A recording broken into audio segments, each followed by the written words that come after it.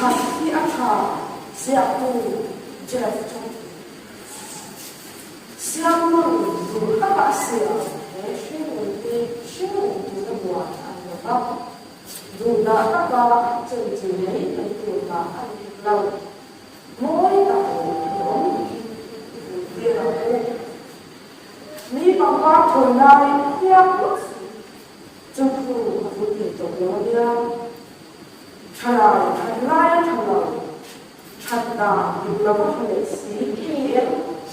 sĩ thì ăn là lên dòng qua đi thì mấy chuyện đó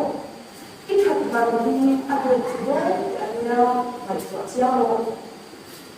làm vợ ít hạt đâu thế là bạn đi ăn về đó đi đi qua bạn ra ra cái nhà cần lại sự quan nhau in thế là cho giải phẫu ổ xin in cái suy ảo cần này về được không cần đến vào đâu nhau cắn trong đất hoa cũng không cô lô nét cô cũng quý cả lâu đồng chế là cô là cái thật lại không không biết anh đâu cái bìa đó là thế là không đang hoa anh in lệ sẽ thành sao mà sẽ thành nhân riêng để được thế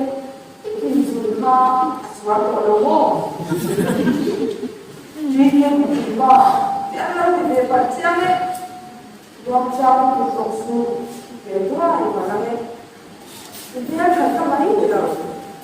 cái đồ ông ta lại thì mình trong mỗi tập cái chuan làm vai đấy thì mình có sẽ làm mà lại cho đi ạ chuan dương luôn cái số này ngoài cái biết làm va kha ăn mà cho mình được sẽ hạt ai cả những ngoài cái số ngô aku sabihin niya ko so now di anilang ko kan chalai niya sabdan din chao yo chalaw be ko la kan